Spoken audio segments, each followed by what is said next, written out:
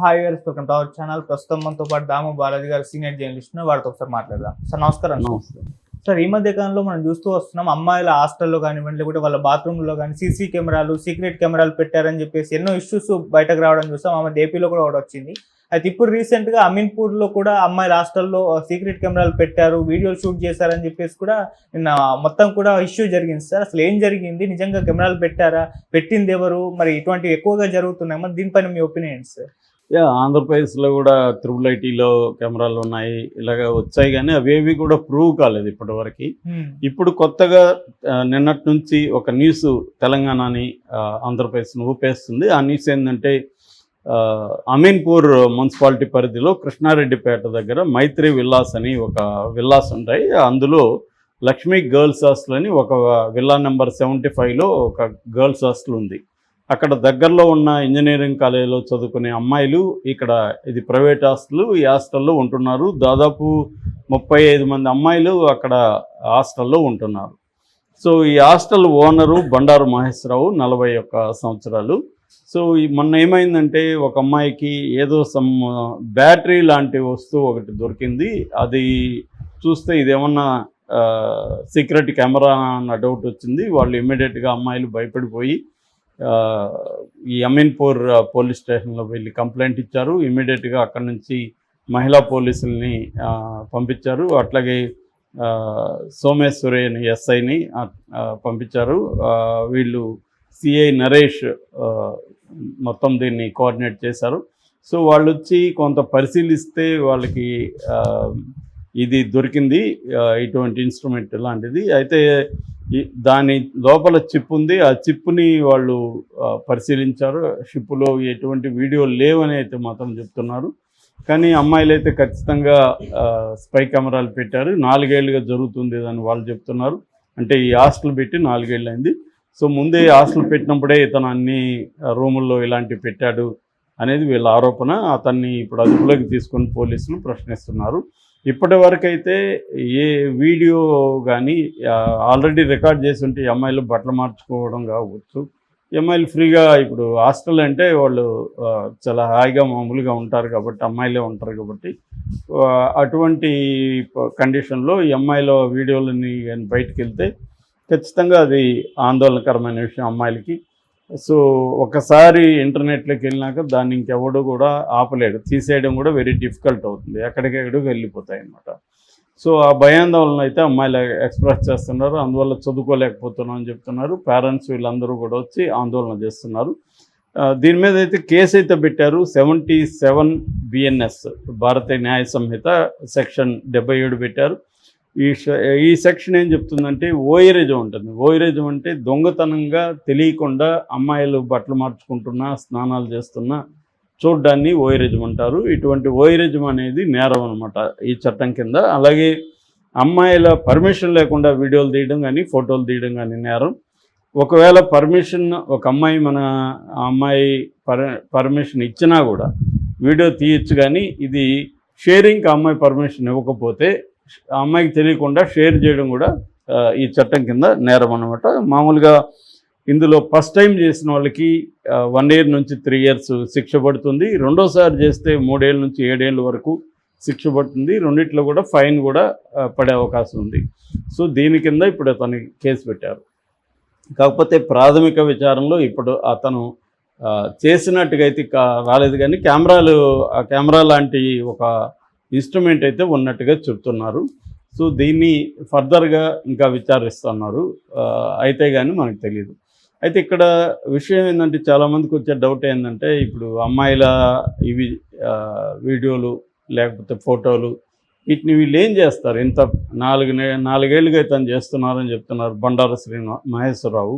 ఈ బండారు మహేశ్వరరావు 4 ఏళ్ళుగా ఫుటేజ్ని ఏం చేస్తాడు అన్నది చాలామందికి, అంటే అబ్బాయిలు కాబట్టి అమ్మాయిల న్యూడ్ వీడియోస్ లేకపోతే బట్టలు మార్చుకునేవి చూసి వాళ్ళు ఆనందించవచ్చు. That is one thing. Second thing, దీన్ని కమర్షియల్గా కూడా ఇప్పుడు వాడుతున్నారు. ఎందుకంటే కొన్ని ఇప్పుడు మనకి యూట్యూబ్ ఛానల్ ఎలాగా యూట్యూబ్ ఒకటి ప్రొవైడ్ చేస్తుందో, ఎవరైనా ఒక ఛానల్ పెట్టుకోవచ్చు.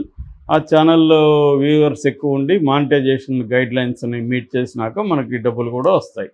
అలాగే ఈ పోర్న్ ఛానల్స్ కూడా, ఈ సెక్స్ వీడియో ఛానల్స్ కొన్ని ఉన్నాయి. ఎక్స్ హ్యామ్స్టర్, పోర్న్ హబ్బు ఇలాంటి పాపులర్ ఇవి ఉన్నాయి. వాళ్ళు కూడా ఏం చేస్తారంటే పర్సనల్గా కూడా ఛానల్ దాంట్లో పెట్టుకోవచ్చు. యూట్యూబ్ మోడల్లోనే దాంట్లో కూడా పర్సనల్, ఫర్ ఎగ్జాంపుల్ ఈ బండారు మహేశ్వరరావు అనే ఆయన పర్సనల్గా దాంట్లో ఒక ఛానల్ పెట్టుకొని అందులో ఈ వీడియోలు అప్లోడ్ చేశాడు అనుకో, ఆ వీడియోని ఎక్కువ మంది చూస్తే అతనికి డబ్బులు వస్తాయి అన్నమాట.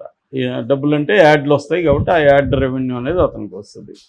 సో ఆ యాడ్ రెవెన్యూలో కొంత ఛానల్కి పోయి కొంత ఇతనికి వస్తుంది. అందుకని ఈ మధ్య కాలంలో ఏమైందంటే, ఇంతకుముందు అంటే వాళ్ళు పర్సనల్ యూజ్కి మాత్రం చూసుకొని ఆనందించే ఒక వ్యవహారం ఉండేది. ఇప్పుడు కమర్షియల్గా కూడా దీన్ని వాళ్ళు చేసుకుంటున్నారు. ఇప్పుడు వాళ్ళు కూడా ఇట్లాగే మన యూట్యూబ్ ఛానల్లో ఇంట్రెస్టింగ్ టైటిల్స్ ఎలాగే పెడతారో దాంట్లో కూడా అలాగే పెట్టి వాళ్ళని అట్రాక్ట్ చేసి ఆ వీడియోలు చూసే విధంగా, అమ్మాయిల హాస్టల్లో అమ్మాయిలు నగ్నంగా ఏం చేస్తున్నారో చూడండి ఆ టైప్లో పెట్టారనుకో, అసలు ఏం జరుగుతుందని క్లిక్ చేస్తారు. అక్కడ నుంచి ఆ వ్యూస్ వస్తే వాడికి డబ్బులు వస్తాయి అనమాట. ఇదొక మామూలు యూట్యూబ్ ఛానల్ కంటే కూడా పోర్న్ దీంట్లో ఎక్కువ డబ్బులు వస్తాయి. సో అందుకని చాలామంది ఈ మధ్య ఏం చేస్తున్నారంటే వాలంటరీగా కూడా అమ్మాయిల అబ్బాయిలే రొమాన్స్ లేకపోతే సెక్స్ చేస్తూ వీడియోలు తీసుకొని వాళ్ళిద్దరు వీడియోలు వాళ్ళిద్దరే పోస్ట్ ఆ ఛానల్లో పెట్టుకుంటారు. ఈ ఛానల్లో 2 రకాలు ఉంటుంది. మళ్ళీ ఒకటేమో చూసేవాడికి ఫ్రీ కొంతవరకు, రెండోదేమో చూసేవాడికి కూడా డబ్బులు కట్టాలి. డబ్బులు కడితే ఇంకొంత క్వాలిటీ అండ్ లెంగ్తీ వీడియోస్ వాడికి అందుబాటులోకి వస్తాయి.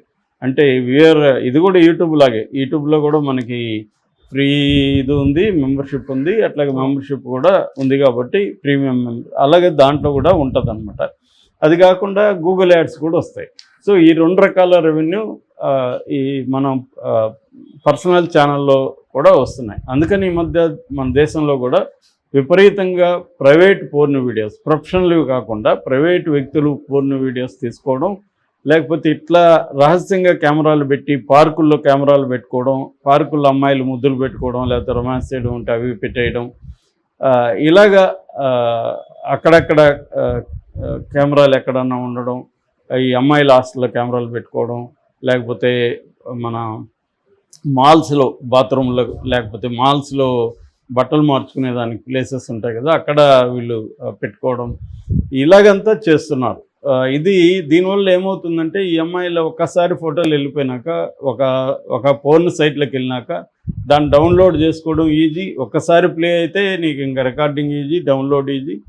దాన్ని ఇంకా మొత్తం అనేక వందల వేల పోర్న్ ఛానల్స్ ఉన్నాయి, అన్నిట్లో పెట్టేస్తారు. టెలిగ్రాములో కూడా పోర్న్ ఉంది, దాంట్లో పెట్టేస్తారు. ఇలాగా మనకి తెలియకుండా వెళ్ళిపోతాయి. ఇంకా అన్నీ ఆపడం అంటే కష్టం. కొన్ని సైట్లలో చెప్తే తీసేస్తారు, కానీ అది ఆల్రెడీ వెళ్ళిపోయి ఉంటాయి కదా, వెళ్ళిపోయిన వాటిని ఆపడం కష్టం అనమాట. అందుకని చాలామంది ఈ మధ్యకాలంలో ఆత్మహత్యలు కూడా పెరుగుతున్నాయి, ఇలాగ పెట్టేసుకోవడం వాళ్ళకి తెలియకుండా. ఇవన్నీ మొన్ననే మన లావణ్య బాయ్ ఫ్రెండ్, అతని పేరు మస్తాన్ సాయి, కూడా అతను గర్ల్ ఫ్రెండ్ వైఫ్ వాళ్ళ వీడియోలు పెట్టుకున్నాయి. అవి కొన్ని వెబ్సైట్లలో అప్లోడ్ అయిపోయినాయి.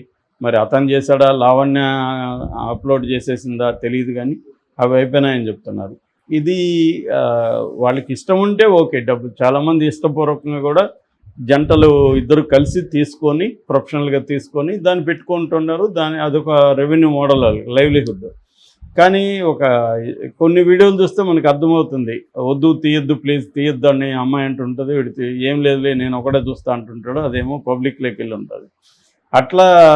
అట్లాంటి అమ్మాయిలు భయపడుతూ ఉంటారు, వాళ్ళకి తెలిసిపోవచ్చు, ఫ్రెండ్స్ చూడొచ్చు, బంధువులు చూడొచ్చు, మ్యారేజ్ ప్రాబ్లమ్స్, రేపు పెళ్ళైనాక భర్త దాన్ని చూసి బ్లాక్మెయిల్ చేయొచ్చు, లేదా పిల్లలు దాన్ని చూస్తే ఇంకా ఇబ్బంది. ఇలాంటి వ్యవహారాలు ఉంటాయి. వెస్ట్లో అంటే పిల్లలు వాళ్ళు ప్రొఫెషనల్గా ఉంటారు, పిల్లలు తెలిసినా పర్లేదు.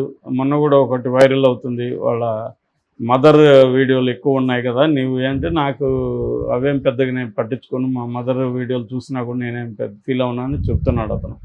సో అలాంటి కల్చర్ అక్కడ ఉండొచ్చు, కానీ ఇక్కడ